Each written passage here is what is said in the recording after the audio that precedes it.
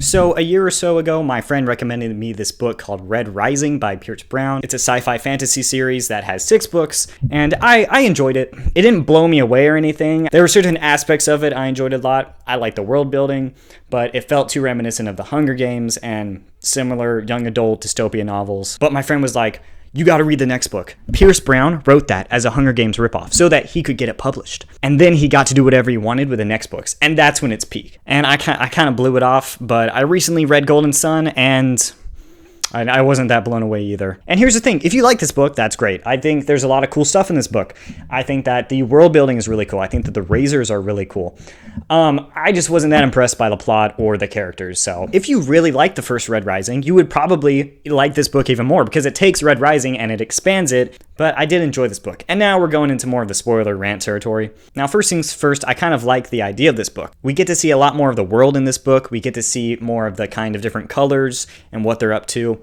And I thought that was really cool. Less golds, more obsidians. And this book is also never boring. It's extremely action-packed. And on the one hand, it is very fast-paced and very entertaining in that way, but on the other hand, it lacks any sort of tension whatsoever. And what I mean by that is that Darrow, this man, is like the most insane, godly dude, and he is virtually flawless. And unfortunately for me, that makes me not really engage with the story that much. And a lot of Red Rising fans I will see online will say, oh, well, it makes sense for him to be this godly, flawless figure who's always winning and always one step ahead, because that's what he was trained to be in the books. And it's like, yeah, it makes sense based on what Pierce Brown wrote for the story. You know, he controls the world.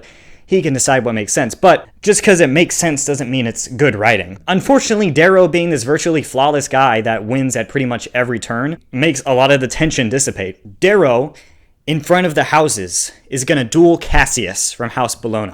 And Cassius has a blood feud with him. And I have hyped up this duel in my mind. It's established that Darrow doesn't know how to use his razor very well. He was trained in other things. But Cassius knows how to use it super well, because Cassius won their last duel. So when I was reading this, I was locked in. What is Darrow's plan? How is he going to get out of this one? Because clearly Cassius is a superior opponent. But then Darrow just wins. And it turns out he was secretly training with like the best swordsmen in the galaxy in between books. And it's like, okay, to the reader, to me, that's kind of cheating. You took all that build-up and tension, and you took something that we couldn't have possibly known, and then just used that to justify Darrow whooping Cassius's ass. And that is the point in the book when I realized that Darrow was always going to win. Every time there was a problem, the book is like, oh no, they're all going to die. They're on the run. The Empress is chasing them. Darrow either pulls some miraculous backup plan he had planned this entire time, or somebody else comes in to save him right at the last minute. And it's like, it just removes all the tension. Darrow is trapped on this planet trying to save Augustus from assassins. He's gonna die. Oh wait, Mustang shows up with a hostage, and they're able to escape because she has the hostage. Oh wait, Tactus betrays them and runs away with the hostage. And now they're gonna be blown up by the Empress's fleet. Oh wait, Cassius and Severo propel themselves towards the enemy fleet and just take over one of their ships. Like, what? How am I supposed to take this book seriously if they can just pull maneuvers like that? And after that, Darrow goes to a planet to meet his old master. Turns out his master betrayed him. The enemy army is already there, but guess what? Darrow had a backup plan, and he actually wins and kills Tactus. Oh my gosh. I will say this, I absolutely loved the final battle in this book. It was the saving grace for me. It was epic, it was cool. The one minor complaint I had is that there's a cliffhanger where Cassius shows up, springs a trap, kills most of Darrow's men, and then you're like, oh shoot, they're about to fight again.